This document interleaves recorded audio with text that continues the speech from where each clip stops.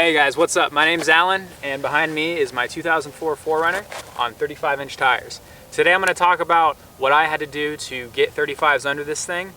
For reference, these are 35 by 1250 by 17, so true 35-inch tires. They are mud terrains.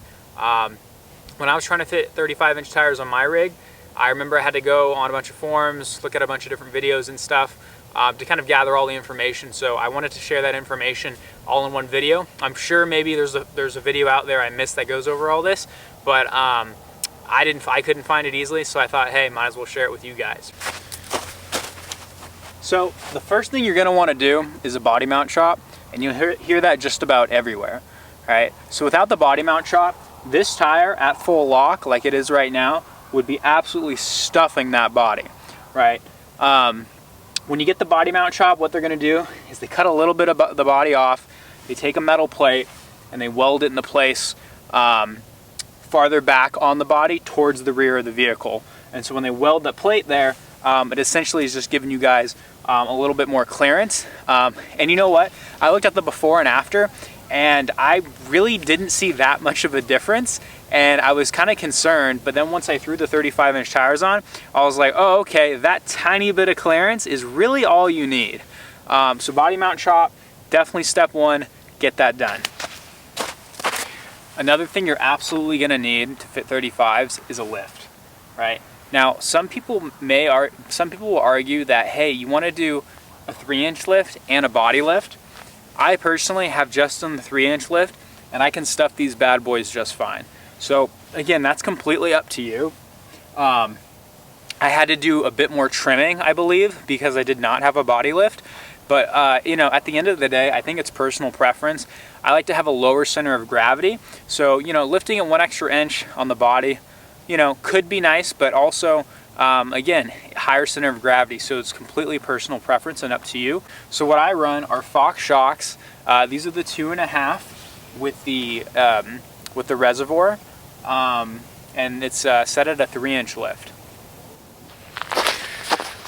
Now, the next thing you're going to want to do is you're going to want to get yourself a pair of SPC upper control arms. I can't say for sure that there aren't any other companies that do adjustable upper control arms, but I know for sure SPC does them, and they are kind of the go-to. If you read on the forums, everyone says go SPC. Personally, I love them.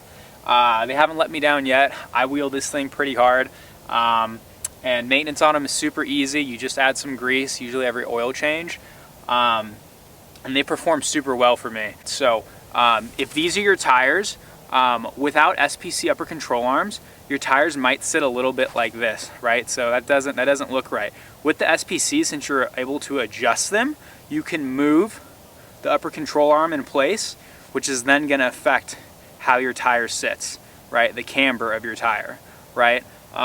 So if you're looking to be able to get your alignment done correctly with the 35s and the 3-inch lift, you're going to want to get those SPCs. So the next thing you're going to want to do is you're going to want to adjust your lower control arm cam bolts. Okay, this is important because when you adjust the lower control arm cam bolts, you're going to go ahead and you're going to push the wheel as far forward in the wheel well as possible. So you're going to want to make sure that this front bolt right here is facing towards the inside, towards the center of the vehicle.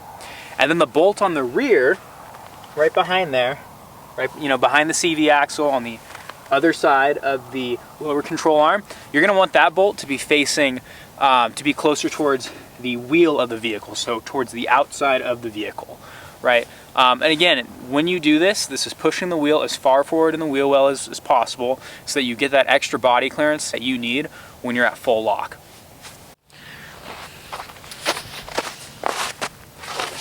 Almost slipped. So the next thing you're going to want to do is you're going to want to do a lot of trimming. Right, I mentioned before I didn't do a body lift on this, so maybe I had to do more trimming than you really need to. But again, the body lift, that comes down to personal preference. So basically what I did was I trimmed this whole fender to kind of match the metal of the vehicle that sits right here. So I basically cut it flat, took the Sawzall, cut it flat, cut right here. And then I have this kind of over-exaggerated cut right here. You probably don't need to be that aggressive. You could probably come down, nice smooth cut like that. But another thing that's really important is you're gonna wanna cut and hammer the pinch weld that sits along inside here. Right? That's very important because if you don't do this, it's gonna cut the hell out of your tire. So make sure you hammer and cut the pinch weld, right? And that's basically it for the front. Now moving on to the rear of the vehicle. The rear is a lot easier to do, right? So on the rear, I do have a 3-inch lift. I'm sitting on Toy Tech springs. I'm on the Fox 2.0 with the piggyback reservoir shocks. Basically, all I had to do for the rear was I trimmed a little bit on this rear fender. I cut the inside actually because when this was at full, when it was stuffed, it was rubbing on this and popping it out.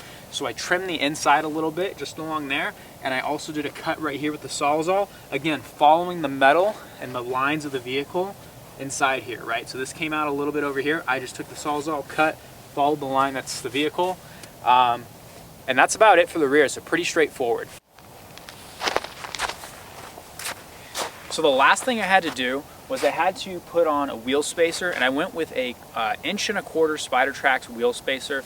My wheel was actually rubbing my upper control arm, so I had to do the wheel spacer. You know, I'm not a fan of wheel spacers, but they performed well, and I hear trophy trucks use them as well, so they can't be that bad. All right, guys, that about wraps up how to fit 35-inch tires on your 4th Gen 4Runner. I hope you enjoyed the video, and stay tuned. I'm gonna be uploading a lot more content. I finally have a good camera setup. I got some buddies who do a lot of filming as well too now, so I'm gonna be posting a lot more than I have previously in the last year.